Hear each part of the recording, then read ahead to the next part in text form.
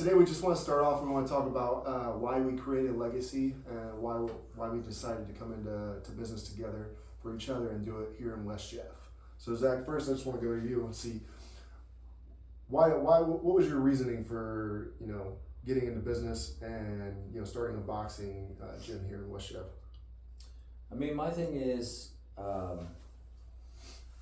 through the past 4 or 5 years, I've had some pretty hard things happen in my life that have kind of set me back more than anything else. And the only thing that seems to pick me up is when I get into the gym, have small goals that I can hit and see progress on the daily. It's like the rest of the world could be crashing around me, but if I go to the gym, I can kind of level my head, kind of find a piece about me that I can't seem to find anywhere else. And through everything that I've been, I felt like. Well, real quick, just slow down for just a second, because I think one big thing that people are going to want to hear is they want to hear who we are as individuals and what got us to where we are now, and what type of trials and adversities that you went through before even starting this gym or getting the thought of starting this gym. So just talk to us a little bit about your past experiences, the adversity and trials that you went through, and then where you're at now. Because we're all creating a legacy, but you start from somewhere. I mean, my big thing is, anything that I've done in my life has kind of just been at a goal to succeed or reach some level of achievement. And I felt like I got that, a few years back, and then COVID hit and life just kind of threw a curveball at me. At one point, I was making enough money to buy and do whatever I wanted, and next thing I know, I'm barely making enough to pay the bills. I slowly got to the point where I was ready to lose my house, my car, just everything.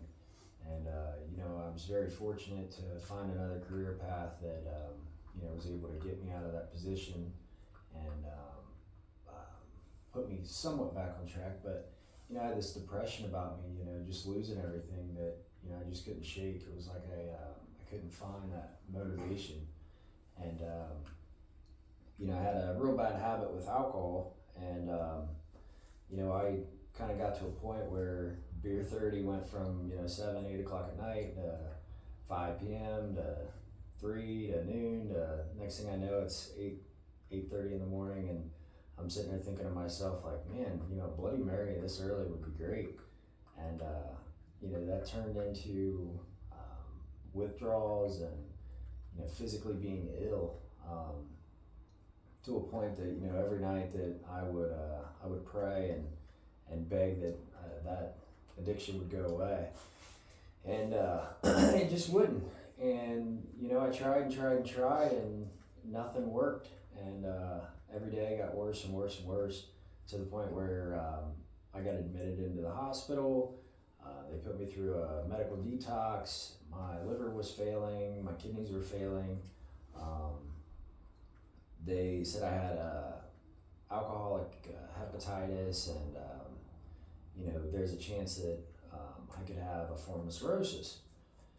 And that scared me, and I was very fortunate that it ended up coming back and healing itself and doing all of that. I took advantage of about 4 or 5 months of sobriety, but the only thing that kind of snapped me into that motivation to stop the drinking was, I started getting back into the gym. I got back into Muay Thai, lifting. I started cutting weight, and started feeling better. But I found that I was working out too much and trying to bypass all the mental strain and stress and just jump straight into do this to feel good. And after 4 or 5 months, decided to go to Vegas for a work trip, and what stays in Vegas was not my case. I ended up going on like a 2-month bender, ended up having to have the squad called, where I was not breathing and actually was kind of going into a comatose state.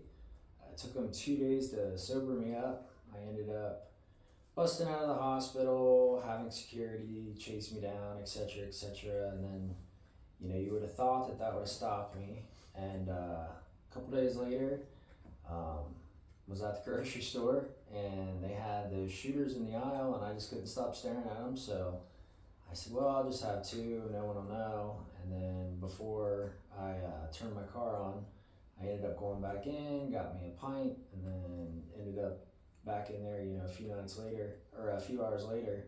And I ended up going to work. I was withdrawing, I was sick, I was half buzzed, and they gave me the opportunity to go somewhere for 30 days or just don't have a job. So I ended up going to rehab. They take everything away from you, your cell phone, social media, you can't see family, you can't do anything. I mean, you can write a letter, that's about it. And next thing I know, I'm in there, I'm going stir crazy, and then I'm working out again. And it was like, that was the feel good that I needed. And, I did the 30 days there, and then they had this program after that I did. And they kept telling me all these things that I was doing was crazy, and, that's not how you do it, that's not the path, and yada, yada, yada. But, I started going to the gym like crazy, started working out, I started doing the business ventures and, really prospering in life. And next thing I know, 30 turned to 60, 60 turned to 90. Now I'm, a week away from 9 months. And the only thing that kept me going was, I hit the gym, I kept working out, gave myself some kind of goal to hit, to kind of give you that feeling that, you're not fragile, you're not broken, you can be fixed, you can be found in a place like this. And I felt like with that feeling of mine that I had, that, that my way of helping myself is to give back to other people and try to help them with getting through the same struggles that I had. And that's kind of what led to my whole feeling and want for this.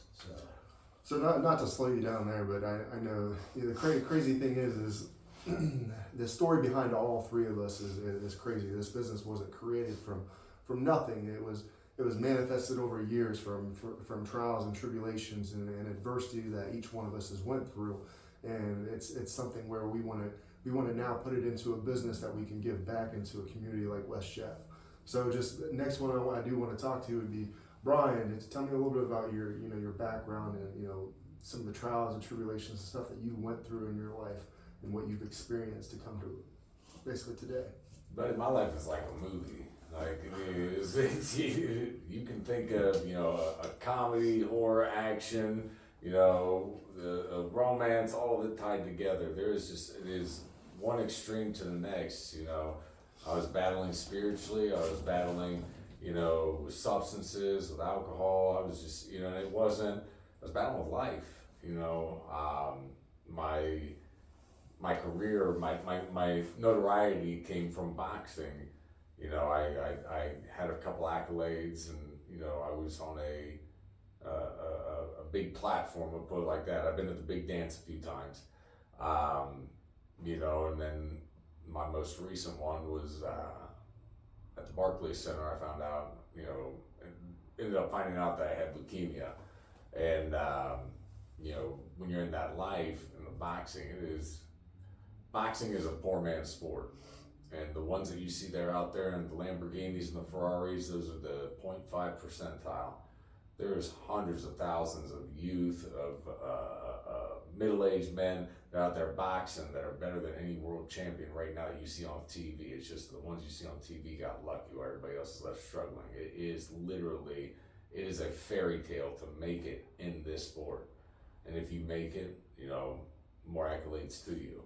The biggest thing that I picked up from it is, how can I use the lessons learned in the ring to help further other people in their advancement in life. When I found I had leukemia, that was a trial. I had to resort back to my boxing training, just roll with the punches, roll with the punches. Lost my daughter, roll with the punches, roll with the punches. Divorce, you roll with the punches, roll with the punches. It is, you kind of hit the trifecta, of life coming at you fast. And if I hadn't had the preparation that made me resilient in the ring, I wouldn't have been prepared for any of this stuff that happened to me in life. And, my testimony that I have is hopefully helping others, utilize the tools that I have, to get through and try to make the next step better than the last step, try to make each day better than the last. What I'm able to do here is not only spread the foundation that I have with my boxing background. I was trained by an Olympic gold medalist who shared the same trainer in Angelo Dundee as Muhammad Ali. So you talk about a pedigree, baby. We got it here. The life and the glitz and the glamour of boxing. I was on top. Just like all good stories that the hero is on top and everybody wants that hero to fall. Your phone stops ringing when you take your first L. You find out who your friends are. That type thing. But along with all the friends, you have the partying and the drinking and all that stuff, and all the stuff that was just kind of like a fun social habit, turned into a coping tool when life started hitting back, and that coping tool turned into an addiction that was just self-destructing my life. And I don't care how good you are. I don't care. I can do this, I've got it under control. I'm telling you right now, that stuff right there, that's a bigger opponent than you've ever trained for. Because you're not training for the alcohol, you're not training for the drugs, you're not training for, you are training for against yourself. You are literally fighting yourself every day. And if you don't have the tools, let alone, let's take it back. If you don't know who you are to begin with, which is what results a lot of people to fall into this abuse. If you don't know who you are to begin with, you don't know how to fight back. So me hitting my rock bottom, I had to rediscover who I was and then change that trajectory. And that's the same thing, those same lessons, those boxing lessons I teach in the ring that transcended. I try to give to all the youth, all the young men, all the young ladies, everybody that's going through life that's haven't hit a rock spot right now, between a rock and a hard place. I heard a saying that it's impossible to climb smooth mountains. You need the rocky times to get a grip. So that's what I'm trying to use here as the catalyst to, help other people get from A to Z without having to go through the whole alphabet like I did. And it's been a privilege thus far. Yeah, it's kind of crazy when you listen to each one of our stories. It's the adversity that we went through, the trials that we went through, the battles that we went through, and like I said, this business didn't just pop up out of nowhere. As many probably know, here in West Jeff, it just popped out of nowhere. But this has been manifested over years of trials, years of tribulations, years of adversity, years of blood, sweat, and tears.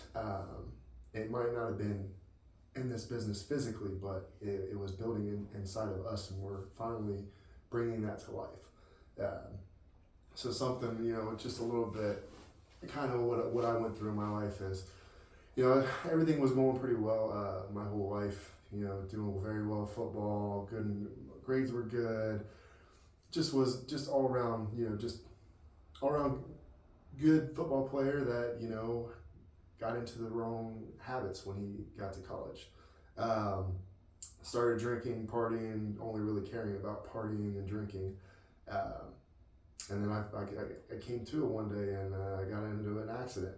That accident, just my brother knows it very well because he was there every day. I talked to Brian a little bit about it. And, in that accident, I died twice. I had massive trauma to my body, massive trauma to my head, my brain, stroke, brain injury. The doctors did not think I would be there. They even told later on, after, I started recovering, told my parents, they're like, yeah, we did not see him being in that bed when we got back because things were just so bad. And honestly, it took a miracle from God. It really did, because there was not, my body was not accepting anything. You know, the trauma that my body went through, the infections that I had in my body, it was something that, again, you said a lot of your story is like you could put a movie together. This one is the same thing, man. And it might be a different story than what yours is, but it's still the same as with the adversity that somebody's going through. And you know, and this, honestly, all of our stories are a miracle from God. It's facts. I mean, a miracle from That's God. a fact. And you know, it changes our lives. You know, I want to pause it right there, and I want to give thanks to God for allowing us all to be able to share this story, share our trials, share our testimonies, because this is it right here. If we can get to where we are right now, that's a testimony in itself, and it comes from the grace of the good man upstairs. So, oh, absolutely, and I know. Well, I mean, that's what, like, we talked about earlier this week. I mean, you know, it's like everything that we each have gone through, it's like it was kind of like a learning block to get us to this point. I mean, you know, everything just in the last, you know, year or so, it was like I had to learn over some of the crap that I've gone through, you know, how to be tougher, how to prepare myself for, you know, this, that, and the other. And it's like, you know, when it came to this, it's like all those skills that we've had to learn from, like, the hard lessons that, you know, were painful and very memorable, but the fact that we took all of that, it can apply to what we're doing now. It, you know, gives us the credibility. It's like I can talk to somebody about going through some shit because I've been through shit and I've stood, you know, where they've stood, and I've had to deal with, you know, the stuff they've dealt with. So that goes back to Caleb talking about, you know, his life being a movie, you know, and let's, you know, share some of that testimony. You know, you told us, why don't you share with them? You know, you had we definitely had some tandem stories. We had some tandem movie events in our lives. Absolutely. So, you know, share some of that. No, absolutely. And as I was saying, you know, when I did get in my accident, you know, I did end up dying twice. And you know, like I said, there was no hope for me. The damage to my body was just crazy. So again, everyone gave up on me. The doctors gave up on me. My family didn't give up on me. My family was there. God never gave up on me. God knew exactly what he was doing. God knew exactly what he was doing with all three of us when we went through everything we went through. But, you know, getting out of that, you know, finally I got out of my coma after, you know, 2.5, 3 weeks, and the doctors, you know, tell me all the news, everything that happened to me, my injuries, what I couldn't do the rest of my life. And when I woke up, couldn't feel my left side. I had a massive stroke that paralyzed the left side of my body. And the doctor looked at me and said, well, you'll never be able to use the left side of your body again. I looked over to my dad to the left, and I said, this ain't happening. I said, not happening. I said, I'll be back. I said, I promise you I'll be back. My dad was kind of surprised after everything that I heard, because, man, if you could pull out a list, man, I'll tell you, this is a list. Like, this was a list. And hearing something like that, like, all you really remember is partying, because that's what I was doing before I got in my car accident. I was partying. And then I was going to go see a girl, and last thing I remember. And you wake up in a hospital not knowing what's going on, can't move your left side, body's killing you. Boy, is that a wake-up call. Mm-hmm. I'll tell you, boy, is that is a wake-up call. And my brother knows firsthand kind of how things happened, because he was there the whole time. Zach, how did that make you feel? Yeah, that was probably the worst thing I think I've ever dealt with. I mean, you know, we didn't sleep for the first 3 days, and, you know, it was touch and go, constant.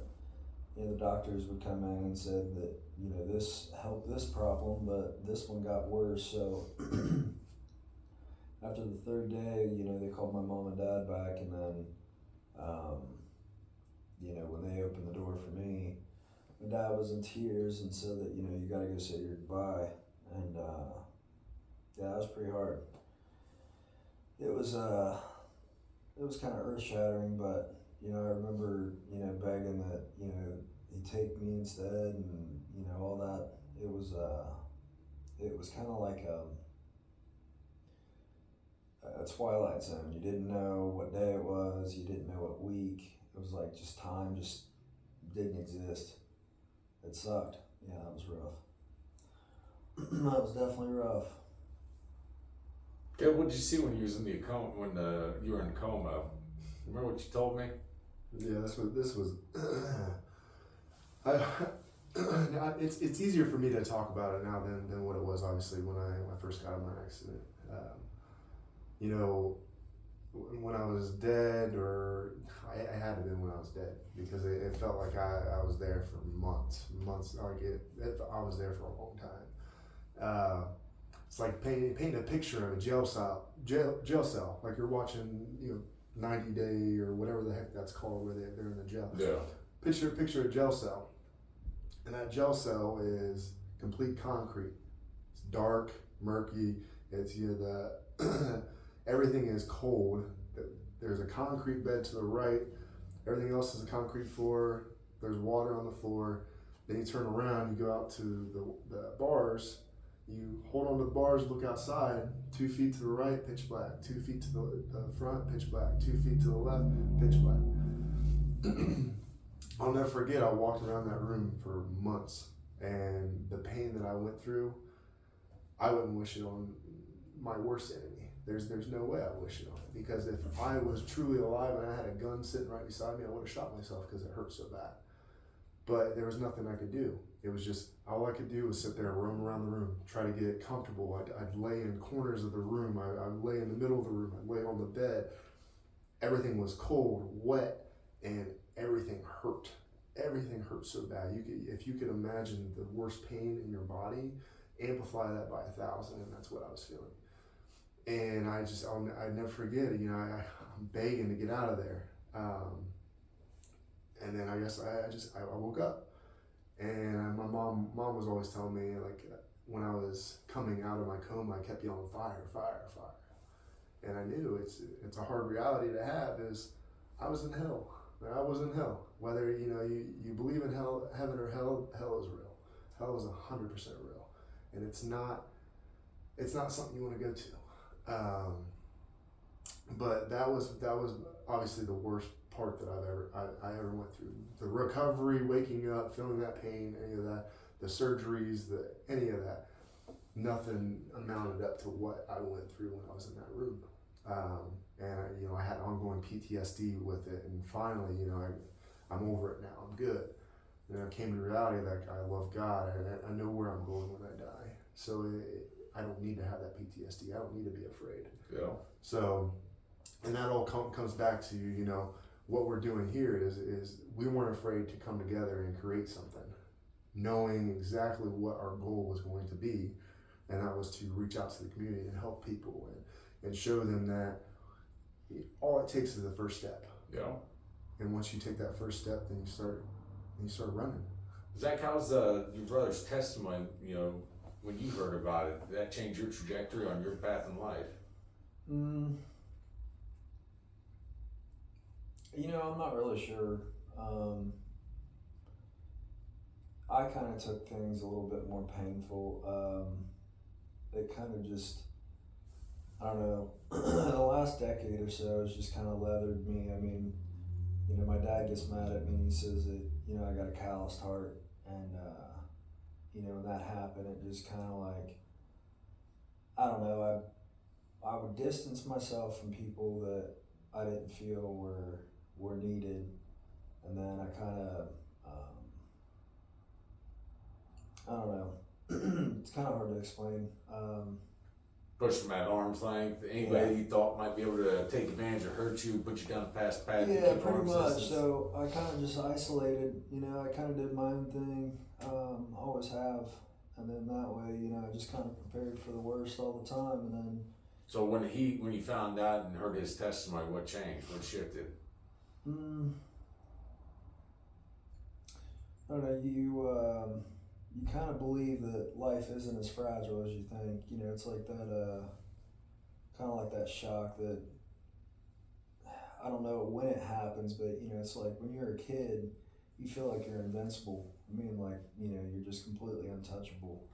And then it feels like things like that hit you, and it's like, oh my God, like, you know, it can be over like that. And, you know, kind of adds value onto your daily, you know, daily things. You know, not to waste time, not to, you know, just take it for granted. At least, I mean, that's my thought.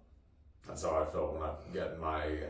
I thought I had COVID. They put me in a separate room, and they're like, "Your blood tests are freezing in here." like your blood tests are regular." And I'm like, "What do you mean they're regular?" They're like, "You gotta wait for the chief doc to come down or whatever." So, you know, I'm in this hotel room, like freaking out, talking to, you know, one of my doc buddies that, you know, got a real good relationship with, and he's kind of going through scenarios and like, you know, not all of them are looking any better than the next, you know. There's a few of them, and it was definitely a cancer of some sort. And it was like which one for what time, and all I kept doing was, I don't know, man. I was in the hotel room. I remember calling my son's mom. The first thing I was thinking about was my son. You know, you don't know. You want to be there for every tomorrow for him. You know, you don't think about it for, you know, when you're, oh, I'm going to be old, he's going to be grown. But when your son's, you know, what, 8 years old, and you're like, okay, I don't know if daddy's going to make it tomorrow. That hits you, dude. Yeah. Called her, called a few other people, talked to my dad. Yeah, a lot of trauma, you know, a lot of PTSD from that. Same thing with, you know, losing my daughter. Buddy, you want to talk about not knowing it? Okay, that was like the first test for me. You know, what if I take this away from you? Okay, I've lived a good life. I live life on my terms. Me, my. Okay. If I go, as long as my son's good, the only thing that people want that no man's ever wanted is more time, right? I've done everything else according to my will. Then my daughter passed. You talk about rock bottom, buddy. Instead of going and, you know, hitting the faith, I hit the bottle hard. I hit the drugs hard. I try to numb the pain and try to distance, like you said, distance yourself from people. I try to distance myself from pain and feeling. I was a facade. I was a shell of a person. Yeah, that's the thing with it. It's like you get to the point of desperation, and you know you try to talk about the pain, but then you do everything in your power to just get rid of it. I mean, I remember like it was like a reality. I did something, you know, I stubbed my toe or something, and you know, it was when I was starting to get sober. And it was like, I take for granted what it was like to feel things. And then I realized I was, in a way, kind of being a coward because I've done everything I could to run away from, you know, having any kind of feelings. I mean, happiness, joy, sadness. It's like, yeah, I didn't want to feel it. And then, you know, talking about the death part, I think that was kind of what shook me more than anything was, it's like, if I would have went out at that point, what would I have left for anybody? I mean, you know, my little dude, you know, he all he knows is what he's seen. But if I go, you know, the last thing people are going to say about it is, well, he drank himself to death. I'm like, you know, I hate that out of all the years of my life and all the things that I've done, it would all be taken away by he drank himself. And it's like, yeah, I don't want to go out that way. I'm like, you know, I'll be damned if that's the way I'm going out. I mean, I want to be known for something. It ain't, you know, being that way. So that goes back to, you know, the name Legacy. I remember we were coming up with this name. Like we came up with like 1,800 different names and whatnot, and it's just this one really stuck out because that's literally what all of us are trying to leave behind. It's something that, you know, we can pass on, not just the name, but, you know, an impact and, you know, not only for ourselves, our families, but for the community. And I think that, you know, getting one step closer to the good grace of God is, you know, and helping each broken person as best we can, because we're broken people that, you know, we've went through our trials and we're still going through them. Please believe we go through them every day, just like everybody else. Well, and I think, you know, what I love about it is when people come in here, you know, they tell me things, and I think they feel comfortable telling me because I've taken the taboo out of, you can't talk about your problems. Like, you know, you can be grown and be this masculine figure and you can't talk about your problems. Nah, that's not how, you know, I look at it. You know, I'll talk about things that I've done that, you know, I'm ashamed of. And, you know, like somebody getting in trouble with school, you know, I was talking to them today about, you know, smoke, and I said, yeah, I did it. And, you know, it didn't get me anywhere. And, you know, I didn't, you know, hold my pride high enough to dismiss things I've done. So since I put my stuff out there, you know, they come back with me, and, you know, they tell them things that I can, that they're doing, and, you know, stuff that, you know, bothers them. And I don't know, it's like it allows them to get that stuff off their chest, and, you know, give them a sense of peace that, you know, I kind of hope for when I come to a place, you know, like here. And, you know, the whole legacy thing, you know, it's like when people hear that, they think, you know, it's a monetary thing. And I think ours is more just value of trying to give back to people and take what we know to kind of pass it down. Everybody's going through a fight in life, man. That's the biggest thing, is that you find out what you're made of inside that ring, but when you cross those doors, that's your ring. You have any stresses, any troubles, any, you know, any anxieties, anything that you can't carry on your own, you walk through those doors and you let it out here. We help carry it for you. We help shed some of that load. And it's, you know, think of like the third place, you know, the place between work and home. You know, you go, like, get off work, you're like, oh, my work day, I don't want to take it home. Well, come in, hit some bags. Boom, done. Or say you have something that you're anxious about going to work. Boom, come in, vent it out, go to work better. You know, you have to have a vent. You have to. This is therapy. Boxing has been therapy for me over the years, and it is something that I am privileged to be able to give back, because boxing has given so much to me. It's my turn to do my part. You know, and I'm very fortunate to have the team that I have. I've got, we call ourselves, you know, the Legacy Trinity. I've got, you know, Zach that keeps me in my sobriety. And I got Caleb that keeps me on my path with God. So it's, you know, and I keep the brothers together. So we're like the A team over here. So if you watch Trailer Park Boys, the V team. There we go. So actually, that kind of brings up what I wanted to ask you, because that was something that was on my mind. What got you into boxing? Like, Me? Why boxing? You know, who did you meet? What event happened? Buddy, I remember. So when I got started in boxing, I was never this guy. Like, I was never, I was a nerd, bro. I was an introverted.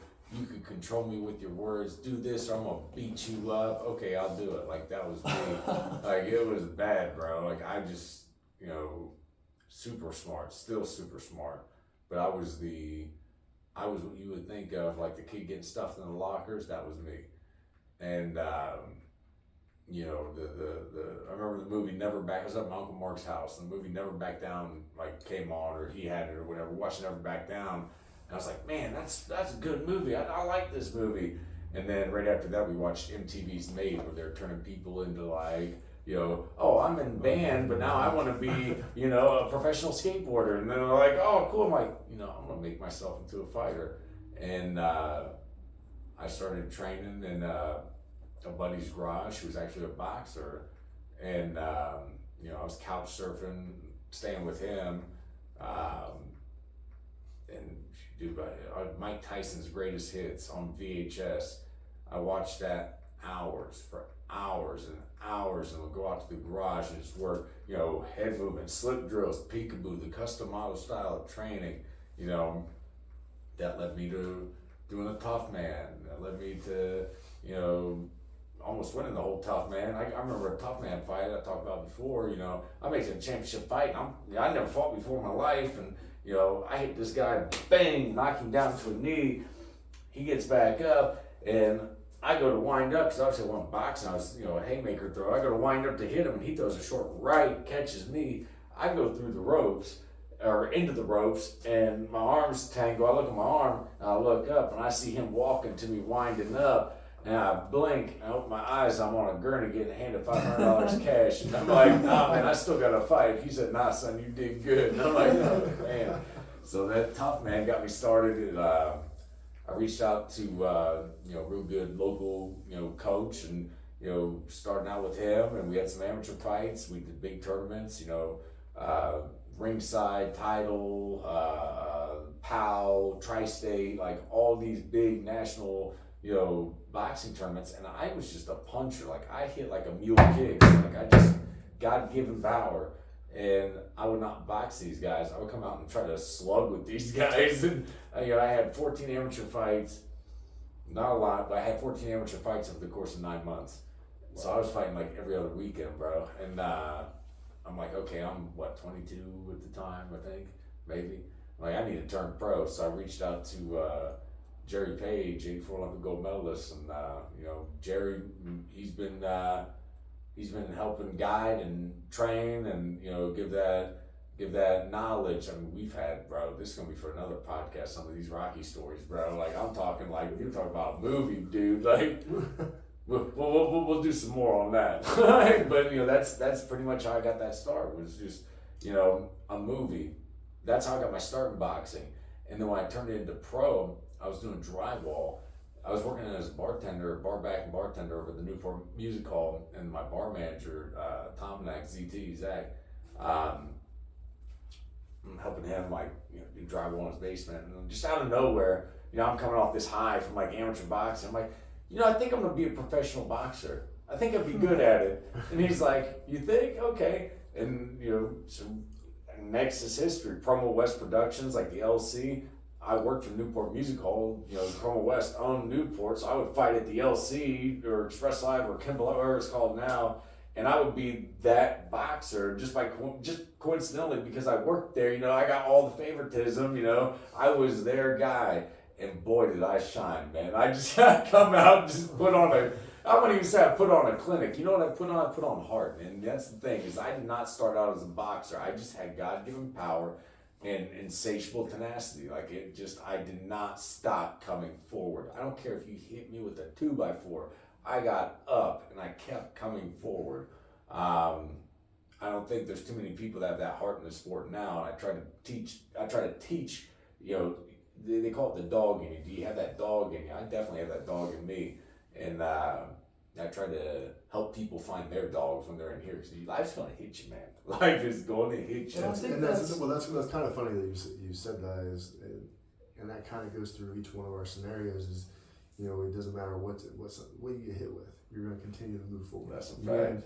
I know me and my brother, we were taught by my dad is never give up, mm-hmm. and he always wanted us to be the best in everything we did. My dad was really tough on us. He was. I mean, we used to talk about it. He was tough. I mean, we used to talk about it. I mean, I get in a fight and stuff in school, and I remember I got jumped by two guys, and it was really the one would punch me, and then the other one would come up and throw a kick every so often, but he kicked the crap out of me. And then I got back up, started yelling at him. He came back over, kicked the crap out of me again. And that went on about 5 or 6 times, so I think finally he got tired of hitting me.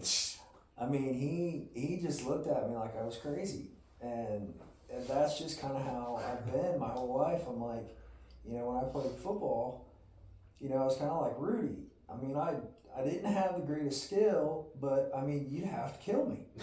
I just wouldn't stop. I'd go for your knees, your ankles, I'd bite you, whatever it took, man. It was just, I would take it to a level that I would try to push until, it was just the top. I mean, people couldn't keep up with the training. I mean, I do it in the gym now. I'll go and I get feeling good, and I might go 2, 3, 4 hours, and then I finally got to stop myself. I'm like, dude, chill. And, it was like one time when I was in Cincinnati, I found the Prowler in the garage, and I was like, man, I want to see something. So I put as many 45s on it that I could, and then I hooked a harness to it, put some cleats on, and went out in the rain, and there's this hill, and I was like, I'm gonna climb up this thing with that prowler. And I was out there for like an hour. I mean, I was grabbing the grass, and I was pulling, and I mean, I was doing everything I could. I mean, I looked like an idiot.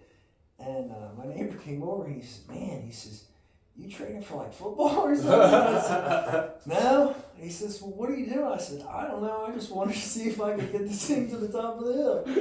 And it's just like, when I set my mind on something, I mean, I just won't stop. You know? That's just like the way we were raised. Like, you know, you go down like a little suburb, you go past a house, you see, you know, kids outside playing, dad over there watching their kids, and you drive by our house, you see one kid pushing a truck, and dad yelling at you, and a homemade sled, the other kid's pushing the sled, or you see the kids wrestling in the front yard, dad cheering them on. Just our life growing up was different. It was fun. Well, Yeah. it was fun to us. I mean, yeah. It's not like me and my brothers, you know. You get spring break comes and everybody's like, "Hey, spring break!" We're like, damn, we got work. Here we go.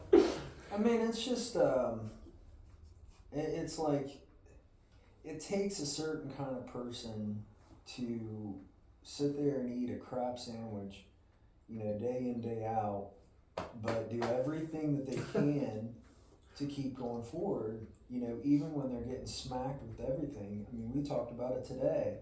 You know, it's like you get to a point where most people just say, I'm done. I'm done. You know, it's like my last employer, you know, they kind of put me in a position where they were hoping that I would just quit. And, you know, I called my buddy up and I told him what was going on. And he said, well, you just need to resign. And I said, you know what, just to piss them off, I'm going to purposely try to make this work. So I went for like 6-7 months, and everybody in the company was like, dude, you're still here. And, you know, I kept selling, I kept doing what I could. And it was just like, you've got to be willing to just push it, even when everybody's like, no, it can't be done, it can't be done. It was like this gym. You know, when we put up this idea, it was like we had lightning hit us. You know, I remember Brian was sitting there, it was right after I decided to get back into lifting and stuff.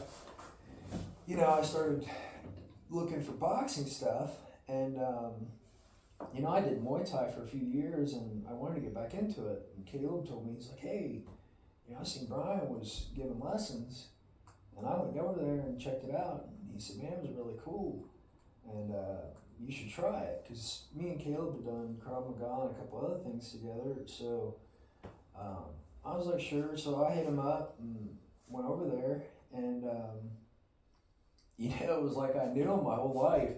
I think we were strangers for probably like a minute and a half, and we started talking about everything. And before it was said and done, he's like, yeah, your brother mentioned something about, you know, we should start a gym together. And I said, you know, hell, that don't sound like a bad idea.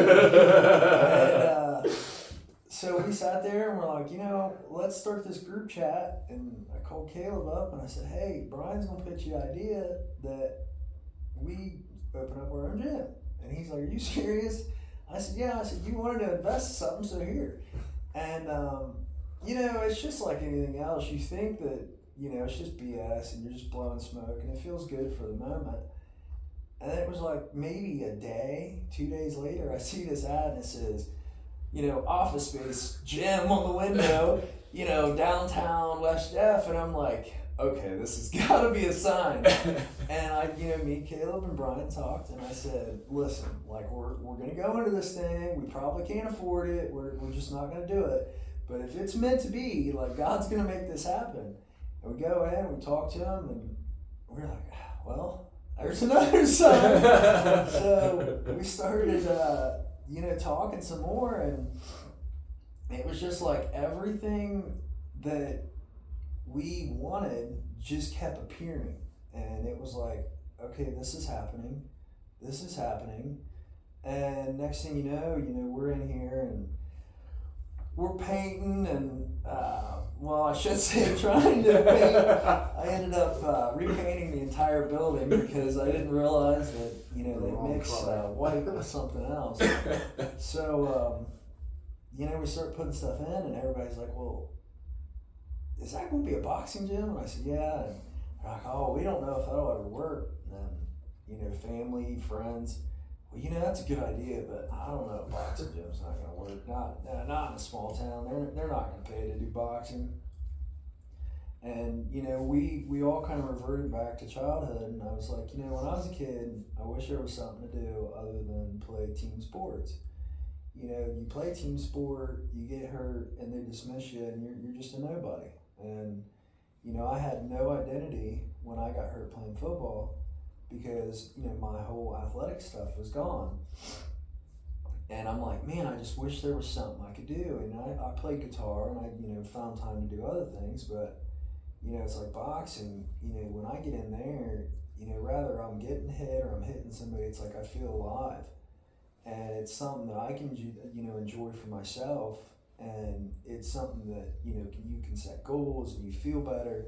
And then, you know, you make friends in here that are genuine. You know, you have to respect each other enough to sit there and get in a ring. I mean, one or two things is happening. If you're getting in a ring to spar, you got to respect each other. Or if you're getting in the ring to fight, you know, you're trying to kill each other, and that's just what it is. It's just different. So, you know, it's like